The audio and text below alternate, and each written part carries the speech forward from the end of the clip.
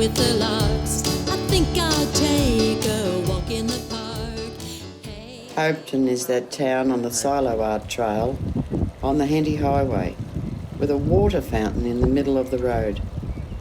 Hopetoun is in the Southern Valley of northwest Victoria and offers a good place to stop a while or to base yourself for a few days.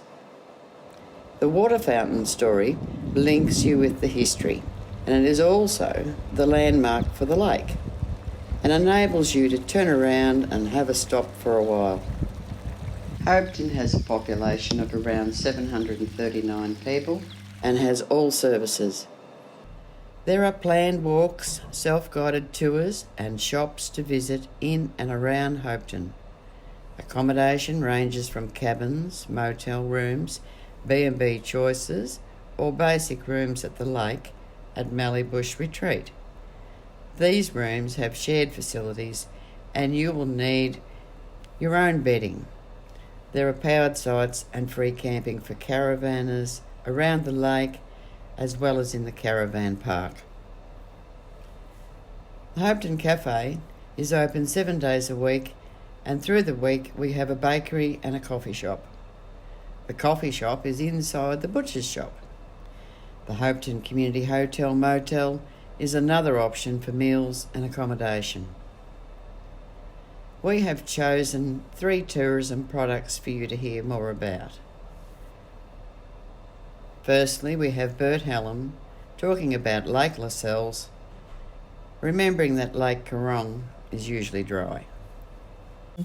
G'day, I'm Bert Hallam from Hopetoun. I'm part of the committee of management at Lake Lascelles and Corong. It's 2 lakes here, as I said, Lake Lascelles, which is this one here, 50 hectares in size, and Lake Corong out the road, which is another 2,000 acres out there. We're a volunteer committee under DALP, so whatever we do here, we still have to seek permission from DALP. But we're responsible for the running and maintenance and fundraising for the area. Lake Lascelles, there was an ex-reservoir that wasn't required anymore. So the town converted it into a recreational lake. It got full of weed in the early 90s, so we got in and desilted it all. And this is what we ended up with a pretty clean lake now. It did go dry in the early 2000s when the millennial drought hit, but while that was dry, we started building our accommodation and communal kitchen area. So we didn't lay idle, we kept at it. And then in 2010, the area was pipelined, therefore there was plenty of water in the Grampians, which allowed us to get a fill in the lake here. So it's been full ever since. It's a great area for caravanners, holiday makers, skiers, canoers, passive recreation and fishermen. Yeah, families are more than welcome here.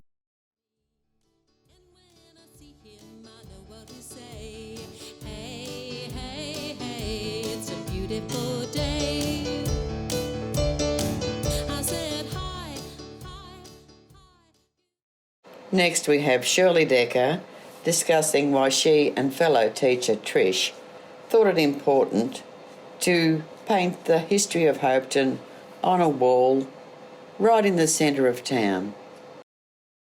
I'm Shirley Decker, and with my friend Trish Hogan, we produced this mural almost 30 years ago now. The mural shows the history of the land north of the 36th parallel from the time the coming of the European people. Peter McGuinness and his partner George Bell followed the Yarriambiack Creek with a mob of sheep.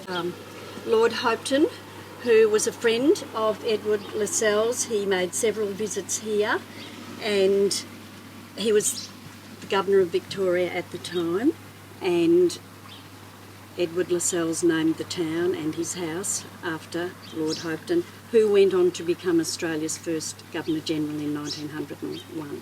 We were asked to paint the mural, so we spent 6 months researching and drawing up the design, and I photocopied the design onto overhead sheets, and I started the actual painting on New Year's Eve, and we stopped counting at 1,000 hours.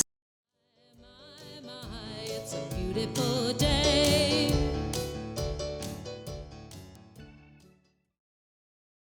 Lastly, we have Jen with her enthusiasm and passion for history, showing us Corong Homestead, built in 1846.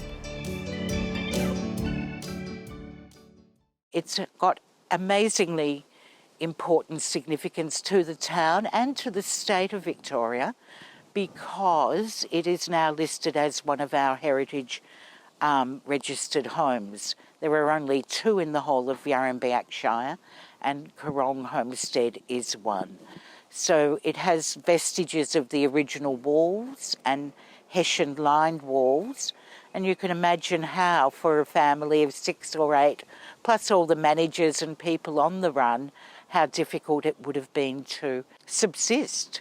Will be open at this stage fortnightly, but certainly by appointment, and any of the numbers can be obtained from Gateway Beat, our information centre in town.